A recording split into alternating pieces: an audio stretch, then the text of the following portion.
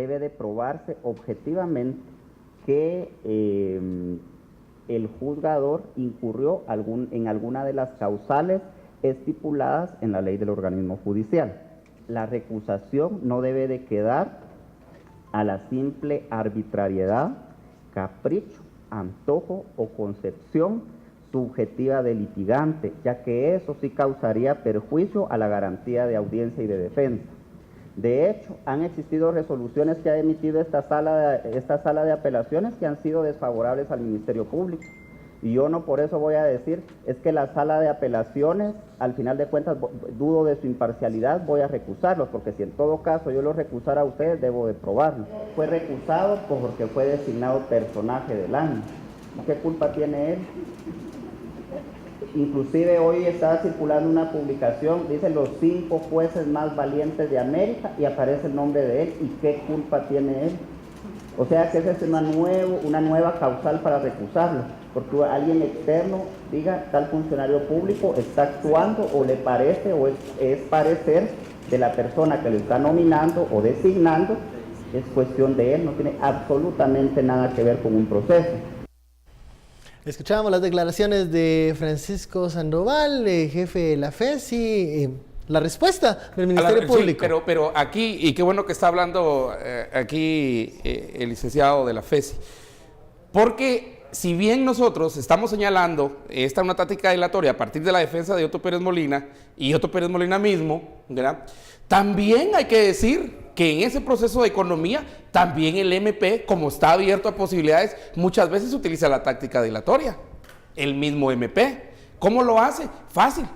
Pide más tiempo para la investigación. Sí, cuando solicitan un mes más para por eso te digo que esa disque economía se vuelve antieconómica al final, porque las dos partes, la acusadora que es el MP o defensora y el acusado, utilizan cuando les conviene la posibilidad también de tener el MP, y hay que decirlo porque hay que señalar, porque estas son dos partes aquí, utiliza también la táctica dilatoria, que es pedir más tiempo para la investigación, o a veces no presentar. Hay muchas cosas, ¿verdad? Que se puede, pero principalmente es la petición de más tiempo para la investigación. Claro. Y eso lo hace el MP. Se concede, esa también es no. otra táctica. Sí, se lo pueden conceder o no, eso lo mismo está diciendo él. Pero esa también es otra táctica dilatoria y hay que señalarla. El punto es cuando se utiliza de manera caprichosa por parte de algunas personas.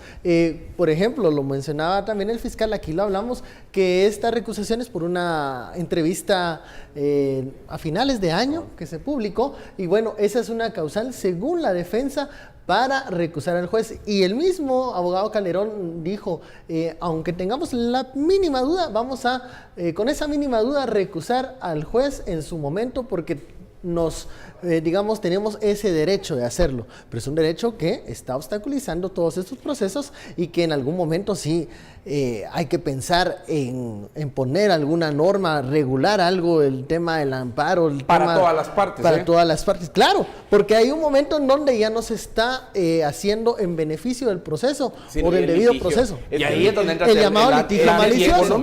Es que eso es lo que ya se le denomina el litigio malicioso. ¿Cuál es el litigio malicioso?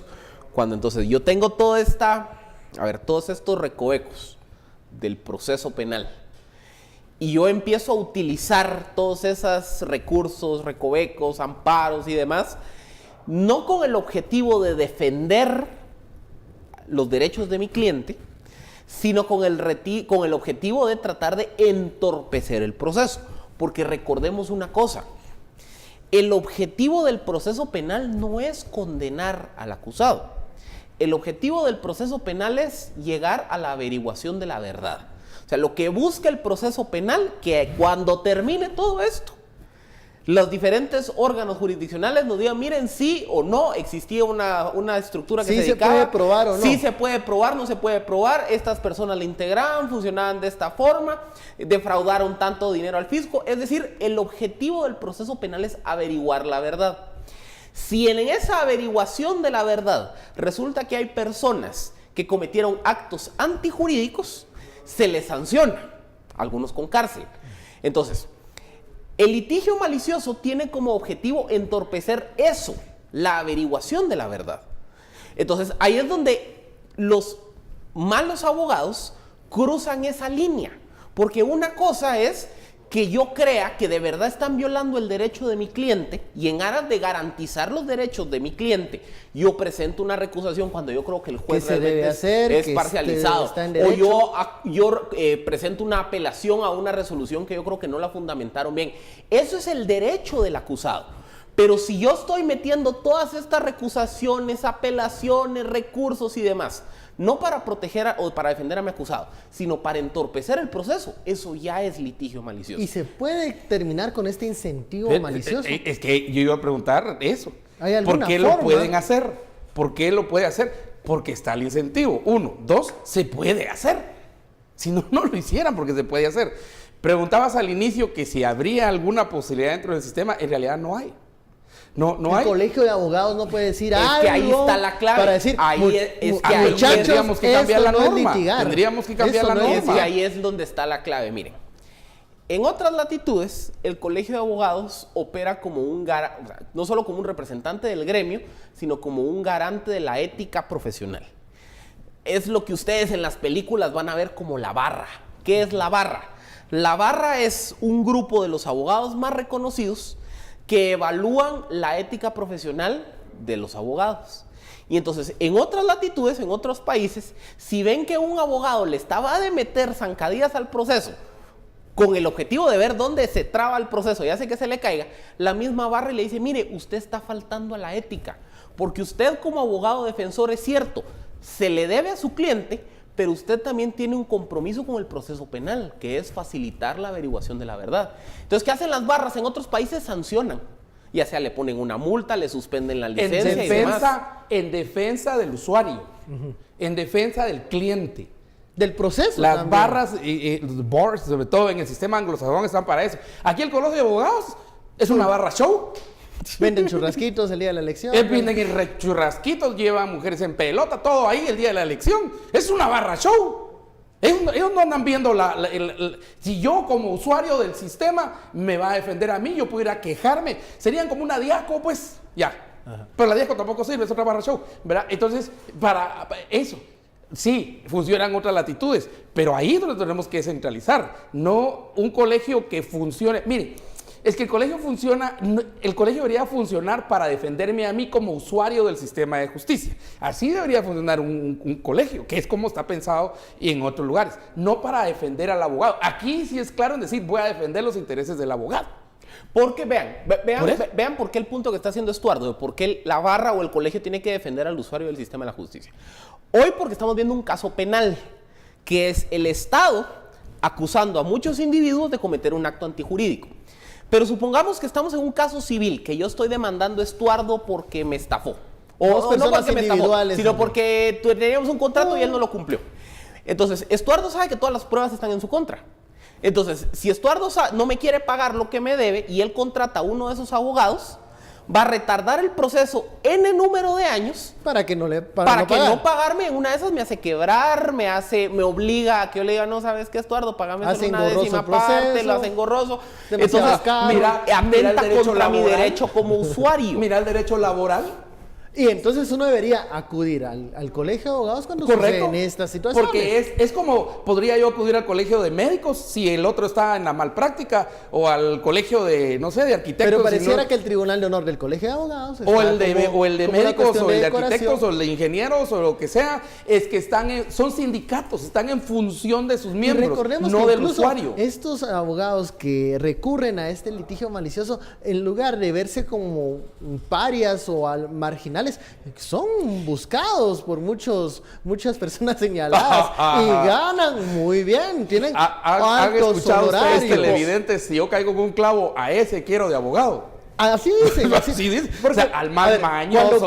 Cuando cae un pez gordo, ves caras conocidas. Sí, ¿sí o no? Pero es que, mire, por eso tal vez hace un par de segmentos. Es el dueño de la barra show. Hace un par de segmentos, así el comentario del procesalismo. Tal vez no redondeé bien la idea. Vean.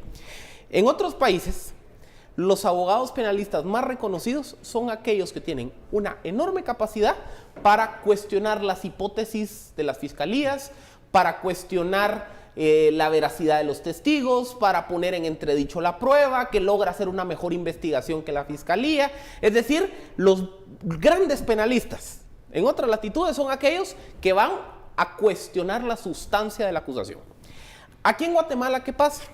Los grandes penalistas o los penalistas más reconocidos en el medio en el gremio son los que saben cómo meterle zancadilla al proceso. O sea, también los mismos incentivos de nuestro sistema Perversos. premian al abogado que sabe que yo puedo presentar una recusación 2 días antes de que se dé la audiencia, y retraso porque con el eso asunto. retraso. Y después, cuando se va a reiniciar la audiencia, presenta un amparo por tal resolución. Y después, cuando se vuelve a presentar la audiencia, presento, qué sé yo, una apelación contra el acuerdo de colaboración eficaz. Y resulta que yo retardé 2 años el proceso. Y en esos 2 años resulta que ya no está Tel Maldana, o que ya a la CICIG se le terminó su mandato, y entonces ya la acusación se debilita. Y entonces, ¿qué pasa? Después de eso resulta que mi cliente sale. Entonces me dicen, ay, qué pilas ese abogado, ¿va? Pero es que ese abogado no fue a pelear el caso. Ese abogado le fue a meter tantas zancadillas. Fue a dilatar el caso. Si no, veamos a la magistrada maliciosa, si le podemos llamar así.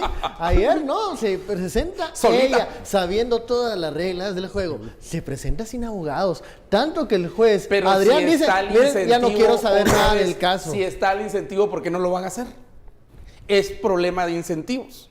Y el incentivo hace que el sistema se vuelva antieconómico por ser totalmente cómo dilatamos el proceso. Eso es todo. Y a ver, ahí en el caso, por ejemplo, de la señora Blanca Stalin, cuesta entender cierta economía procesal, como mencionaba Philip y Estuardo, porque bueno, ya en un caso en el de donde estaba ella acusada por el caso del juez Rono, tráfico de influencias, a ella le dan medida sustitutiva, pero tiene una segunda audiencia pendiente que es por haberse resistido a la detención.